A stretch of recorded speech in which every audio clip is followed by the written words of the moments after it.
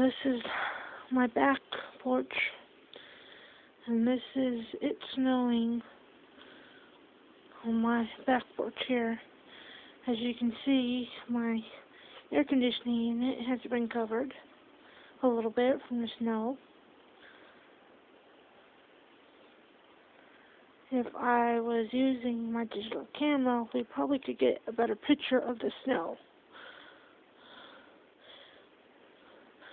But unfortunately, this is a blackberry.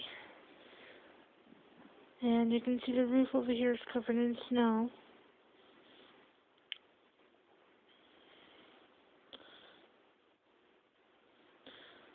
I hope that you all have a wonderful Merry Christmas, whether you get snow or not, whether you get ice. All the same, I hope you are enjoying it with your families. Merry Christmas and Happy New Year, everyone.